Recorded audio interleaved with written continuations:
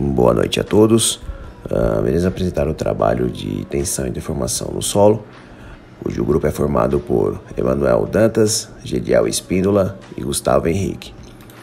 Inicializando as considerações, iremos apresentar o conceito de tensão e deformação, lei de Hooke, coeficiente de Poisson.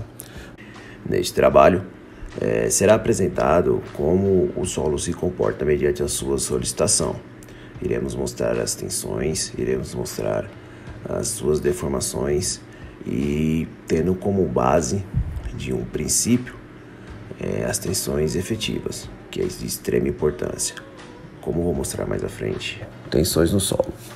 A tensão no solo ela pode ocorrer de duas formas, ou peso próprio ou de forças externas. Tendo como exemplo de peso próprio uma montanha, por exemplo. Se você pegar a base dessa montanha, você vai ver que ali aquela base está sofrendo uma tensão devido ao peso da montanha. Ou uma edificação em cima de um solo, onde essa força externa gera tensão de acordo ao solo. Então o solo ele sustenta tanto o peso próprio quanto uma solicitação externa.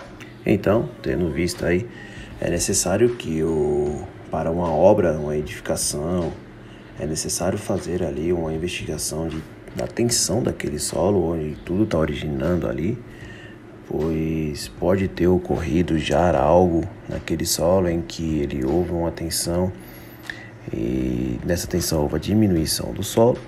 Com a retirada dessa tensão, dessa força externa aplicada sobre o solo, houve ali uma compensação posposto ao aliviamento dessa tensão externa. Como mostrado anteriormente, vou falar sobre os princípios da tensão efetiva, tá? A tensão efetiva ela se refere a solos completamente saturados e faz relação a três tensões, tá? A tensão normal total, que ela está ligada ao estado do solo, tá? Não precisa ser de um solo de fase única. A pressão da água nos poros, ou efetivamente pressão neutra, tá? Está associada à pressão que a água faz entre os vazios das partículas do solo. E a tensão normal efetiva. A tensão normal efetiva está relacionada diretamente às partículas do solo, ou seja, o esqueleto em si do solo. As tensões efetivas elas são de suma importância porque é por elas que a gente consegue calcular as forças transmitidas pelas partículas de forma individual e também por ser responsável pelo comportamento mecânico do solo. Tá? Apenas com uma análise de tensão efetiva é possível estudar como se comporta, né? Como se comportará o solo devido à deformação, tá? A tensão pós-deformação. Não adianta falar de tensões se não falar de deformações, tá? A tensão, quando aplicada no solo, ela ocasiona mudanças na posição do que é aplicado. Então, um carregamento externo, ele aplica uma tensão inicial no solo e esse solo vem a se deformar, tá? Essa deformação ela pode ocorrer de forma rápida ou de forma lenta, tá? De forma rápida ocorre quando eu não tenho saturação no meu solo, tá? E de forma lenta é quando eu tenho saturação no meu solo, pois conforme a presença da água nos poros do meu solo, eu preciso ter a retirada dessa água para que ocorra a deformação no solo. Então aí a gente entra na propriedade de elasticidade do solo, tá? Que o solo sofre essa deformação de acordo com a intensidade de cargas que são aplicadas na sua superfície, né, no seu terreno, tá? Depende naturalmente das tensões, tá? E conforme o aumento da tensão, a deformação cresce de forma proporcional.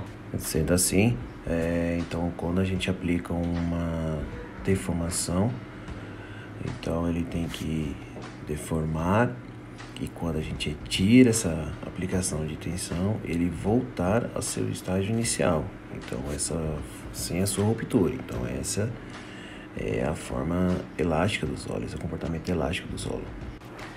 Fazendo análise desse carregamento vertical, observando que é um carregamento uniforme, né? A gente observa uma maior tensão no centro, tá? E ocorre a dissipação dessa tensão pelas laterais. Então, conforme nesse primeiro sigma aqui, 0,8, onde ele recebe a maior tensão e vai se dissipando conforme o solo vai se aprofundando. Isso me remete a uma edificação, onde você concentra uma única viga ou uma sapata por completo. Então, é onde eu tenho um carregamento uniforme e uma sapata por completo. Uma viga só, ela vai me dar uma tensão, vai me deformar e vai romper o meu solo mais rapidamente. Já um carregamento uniforme, que seria uma sapata bem projetada, observam que ela vai se dissipando, o carregamento vai se dissipando, a tensão vai se dissipando. Então, ele me dá uma resistência maior, uma probabilidade de tensão menor e uma deformação menor também. Bom, para a comprovação da teoria, temos uns ensaios, tá? Corpos de ensaio. E então, temos um ensaio de compressão, um ensaio endométrico e outros. Porém, o da imagem à esquerda, nós temos um ensaio de compressão axial, tá? Esse ensaio de compressão axial consiste na moldagem de uma moldagem de um corpo de prova, tá? Cilíndrico, como mostra a imagem, submetido a uma carga axial. Dada essa carga, registra-se a tensão encontrada naquele momento e a deformação. Já a imagem à direita, nós temos o ensaio endométrico. O ensaio endométrico consiste na compressão do solo, que está dentro de um molde que impede as deformações laterais. Este ensaio simula um comportamento do solo quando as camadas são postas sobre ele, deixando ele comprimido. Ele simula onde o carregamento é feito pela superfície e como provoca a deformação de compressão, sem haver as deformações nas laterais. Então ele fica comprimido, guardadinho entre os anéis, e ele não deforma pela lateral. Para falar sobre tensão e deformação do solo, é importante saber como funciona a tensão. A tensão funciona como a área ser proporcional à força, e que se a tensão não for bem distribuída no solo, como mostra o lado esquerdo da figura, obviamente terá uma deformação no solo. E que se a tensão for bem distribuída no solo conforme a sua força e o tipo de solo, ela não ocorrerá deformações. É importante também ressaltar que as tensões no solo podem ocorrer por tensões do próprio solo. Aqui vemos a diagramação de tensão e deformação dos materiais, onde existe uma região elástica de escoamento e de ruptura. No caso dos solos mais rochosos, o diagrama vai representar uma mínima região elástica e de escoamento, e obviamente uma ruptura maior se comparado aos dos solos menos rochosos, onde o eixo Y será o eixo das tensões e o X de deformações. As tensões verificadas no trabalho são tensões de tração e compressão, e as deformações são o excesso de tensões onde ocorre a deformação. Lei de Hooke. A relação linear da função tensão-deformação foi apresentada por Robert Hooke em 1678 e é conhecida por Lei de Hooke, definida como tensão normal, que é a tensão na vertical, né? Essa tensão é na vertical. Aí o módulo igual a o módulo de elasticidade do material, que é onde o material ele vai ter sua elasticidade sem perder o seu estado original. E a deformação específica, onde se ele ficar muito elástico, ele não volta mais como era antes e possivelmente pode ocorrer uma ruptura. Coeficiente de Poisson. A relação entre as deformações transversal e longitudinal é constante dentro da região elástica e é conhecida como relação ao coeficiente de Poisson.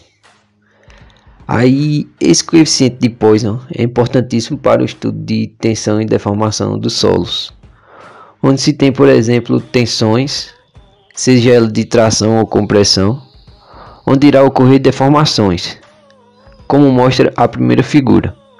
Se existe uma tensão externa, onde ocorra a tensão em forma de tração no solo, seja ela como, por exemplo, uma tensão uniforme, o solo sofrerá deformações como mostra a figura.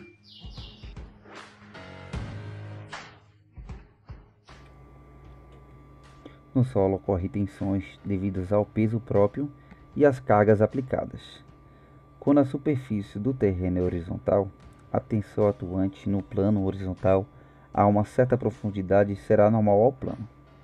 Não há tensões desses elementos nessa figura 1.1, como podemos ver. Num plano horizontal, acima do nível da água, como o plano A mostrado na figura 1.1, atua o peso de um prisma de terra definido por esse plano. O peso do prisma, dividido pela área, indica a tensão vertical. Quando o solo é constituído de camadas aproximadamente horizontais, a tensão vertical resultante da somatória dos efeitos das diversas camadas, como podemos ver na figura 1.2, de tensões totais verticais no subsolo. Deformações do solo devido à aplicação do peso de estruturas. Essas deformações recebem o nome de recalque do solo e pode se dar de duas formas. Há deformações que ocorrem imediatamente após o solo receber um peso específico, um tipo de carga, e as que ocorrem lentamente, conforme a água é expulsa dos seus vazios e podem levar dezenas de anos para ocorrerem. O que determinará a deformação será o tipo de solo.